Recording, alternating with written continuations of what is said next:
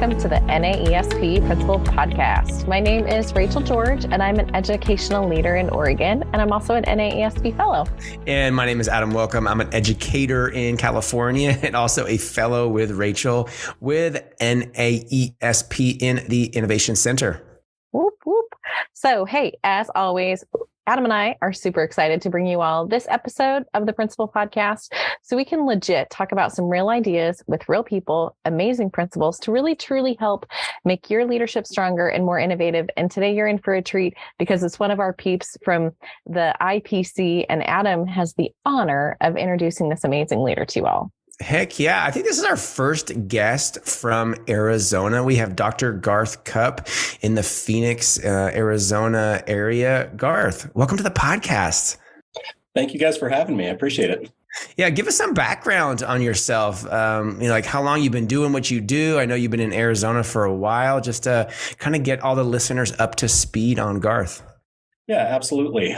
This is my fourth year as a principal here at my current school, and I've been in administration for just over 11 years now, and this is my 17th year in education and 23rd year here in the Phoenix area. So, yeah. Yeah, I dig it. Phoenix has grown exponentially. I think y'all were in the top 5 growth cities in the country. Is that right? Yeah, we are. I think we're the 5th largest city still in the United States, which is crazy to think of. I feel kind of like my dad because I grew up in the LA area, and he used to say, back when I was your age, this all used to be strawberry fields or whatever. And I kind of feel like that way about Phoenix too. It is just been grown so much. Yeah, back in the day. So you were a principal briefly for 1 year before COVID, and then during COVID, and now post-COVID. So I'm just curious. Rachel and I have actually had a lot of guests on the show. All they know as a principal was COVID. Right. What was it like? So you went in having a year under your belt. What are the differences? Are you glad you had that year compared to now? Kind of juxtapose the two. So this is my 4th year. So I started at the beginning of the pandemic. So my first year was the year that we started with it was 2019, 2020 school year. So that I just got my feet under the ground, and then February and March hit us and boom. Yeah, it's been off to the races since. So starting your 4th year, what is something that you are proud of at your school site, Garth? So, I mean, obviously my goals that I had when I first came into my current position, those were immediately shifted. I had to be adaptable as a leader in terms of that. But something that I'm really proud of is just the resilience of our students and our staff as we've come out of the pandemic. That's fantastic. Can you give me some examples of that resiliency and then maybe how you helped foster it and encourage it along the way? A lot of folks are really struggling with it right now. Absolutely. And I think you cut out there just for a second there, Rachel. So yeah, because I'm super awesome at hitting the mute button when I'm Is that talking. What you did? I did, yes. I was using dramatic hand gestures. I've been working on being dynamic as a speaker. So dynamic that I had a little mini mute episode. Should I repeat it or are you good? I think I've got the gist of the question. Okay. Yeah. Just so we've just been really fortunate at my site just to have little staff attrition over the past few years. Given all of the things that we've gone through, we've had a pretty solid staff here over the past couple of years. And I think with that, we've been able to make some incredible gains with our students in terms of recovering from the learning loss. And some of the strategies that we've been able to put into place for students, intervening with them early and often in terms of their reading and their math. That's something that we have done a great job at. We've figured some things out during the pandemic when we were kind of in Zoom, out of Zoom. Some of our students were here at school. Some of our students were learning from home, just depending on where their families were at and things like that. We started this after school program a couple of years ago where we were able to do targeted intervention outside of the school day because as part of the pandemic, our school day was actually just tightened just a little bit And we just found, as our staff was just going around in circles, just looking at our data, we were just finding that we just didn't have the time within that day. And we always know that time is always something that we as educators always look as one of those factors that we just can't get over. So we decided to manufacture that time. And we were able to get together a program after school where we were able to pull some teachers who were teaching from home and some teachers here on campus. And we were able to pull students for about an hour after school and really give them that targeted intervention and support that they needed at the time that they needed it the most. We did not want to wait and see what would happen after this pandemic was over, because it just felt like wave after wave after wave. We didn't know what was going to happen tomorrow, let alone 6 months or a year from now. We did not feel like the kids deserved a lot more than that. And we wanted to intervene with them right then and there. So that's one thing that I was really proud of. And our staff does have that initiative. Whenever we see a problem of practice, we tackle it head on. We get to the root cause of it, and we try to figure out whatever it takes to help our students succeed. Heck yeah. I want like a 15-page blog post on that. Rachel and I are going to talk to NASP because I think that needs to be written up in the NASP magazine, because I feel like so many leaders, Garth, that I talked to, not that they waited on purpose, but we were waiting and like, what's happening? We don't know. Well, it's not how we know how to do it. So we can't do it like that. So, and like you said, time is the commodity that we all want more of. And you all just went forward with it. And I just think that's absolutely awesome. Now I'm curious, I'm going to go off script a little bit here, Rachel. I'm curious, what do you do as a principal when maybe you're like bogged down or there's like 17 things going on and you just feel trapped maybe in your office and you feel trapped by all these decisions that you need to make? What do you do? Like as an example, just to kind of put a frame of reference in your mind, I used to just walk out my back door and go to a kindergarten classroom without my phone, without my walkie-talkie, and just hang out for 30 minutes. And it really kind of helped me to center where I was and then kind of filter down what were the most important things. So just kind of like with that example in mind, what's a strategy or something that you do, Garth, to kind of help yourself get out of the fray and to be able to make decisions again? I try to get into the classrooms as much as possible. And one of my favorite things that I'm able to do, and I mean, just with some staff shortages and things like that, I know that a lot of administrators around the country are doing things that they normally wouldn't have done, like doing lunch duty, doing some janitorial type of things, serving food in the cafeteria. One of my favorite things, even though we're just about at that point right now, and I should probably find some wood to knock on, that we are just about fully staffed in our cafeteria, I still love to go to lunch duty and just talk to the kids and just on their own terms, like when they're not in that formal classroom environment, and just be able to get to know them. And one of the things that I try to do from the start of the year, whenever we have a new student, I try to get to know their names. And I don't know every single student's name in our building, but our kids don't know that because I know almost all of theirs because I'm out there on car line calling their names. When they're coming out of the car every single day, I try to greet them and say hi to them, have a great day, make it a great day. So I just try to get there and just remember my why, which is the kids.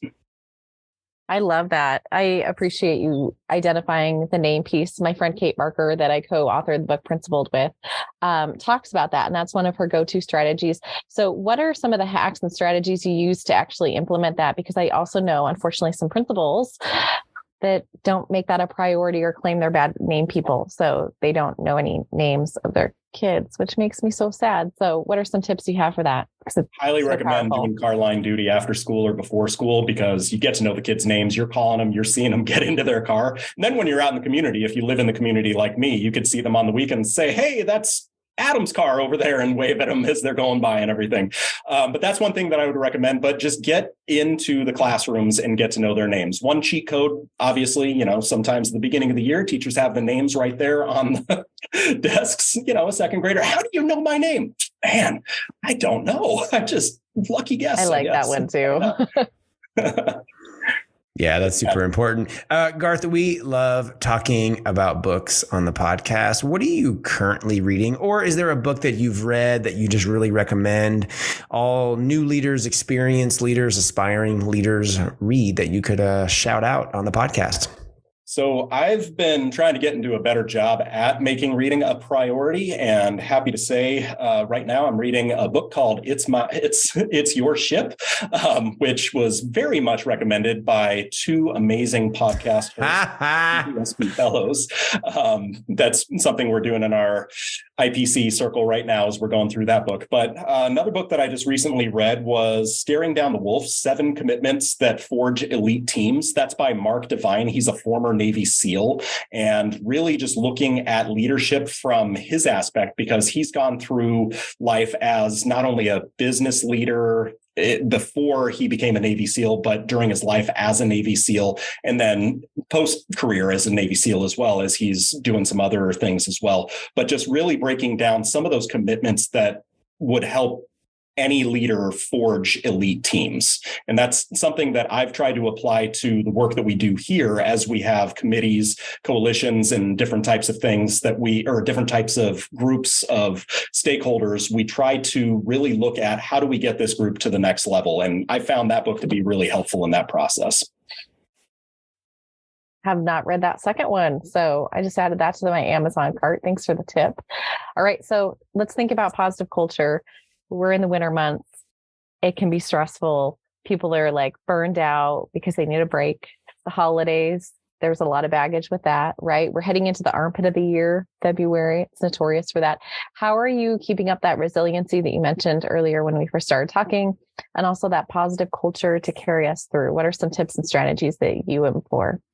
So I'm really fortunate. I have an amazing staff here at my school, and we're going to try to make this a December to remember. So we're really going to try to focus on all of the positive in life. We have our PTO that's involved in this. Just recently, we had Thanksgiving just last week, and our PTO, they have showered and are getting ready to shower our staff. They don't actually know about this yet, with acts of gratitude from the community. They ask students and they ask parents just to write just simple notes to any staff member and collecting them. And we're going to be presenting those to our staff. So just little things like that, and just doing positive little motivators. And I like to try to implement or just instill SEL in everything that we do in terms of our staff meetings. I try to start each staff meeting with an icebreaker. We have a team here on our campus that we dub the Sunshine Committee, because their sole job is to bring sunshine among our staff. And they try to do some icebreakers and getting to know you activities with the staff at the beginning of each staff meeting. And we also try to get together as much as possible. So this year we've really focused on getting to know each other out of work, because the last few years, as you guys know, that hasn't been a priority, and we want to make sure that we're doing that, but also really focusing, and we're getting ready to get into the holidays. So starting to focus on the mental wellness and also the physical wellness of our staff as well. Starting in January, we're going to participate in a STEPS challenge. Last year, we kind of did that on a small scale, and we had a few of our staff members that were involved in that.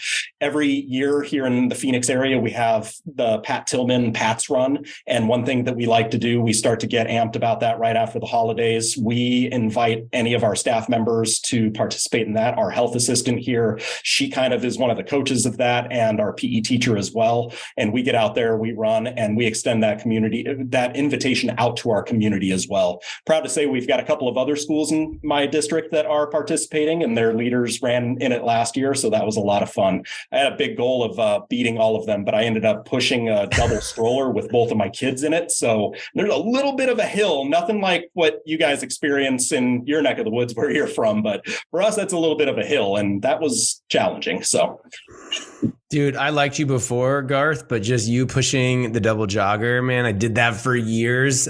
So mad respect. I love the steps challenge. It just really gets everybody hopefully staying healthy. Also, too, you think about like the the classified and the office staff, I think it's really important to get them involved because it gets them walking around the building so they actually know what's going on. I feel like so often people that work in the office just stay in the office, and you get them getting to know people's names, seeing teachers and just kind of getting that visibility. It is super duper important. Well, we just want to give a shout out to all the people that listen to the podcast. Rachel and I get messages, NAESP gets messages on a weekly basis, just like, thanks for starting the podcast. I think we're on episode like 49. This is going to be episode 48 of the podcast. It just kind of started. Rachel and I were like, let's start a podcast. And there's so many new voices on the podcast. So thank you everybody that has been with us from the beginning and that all the new listeners.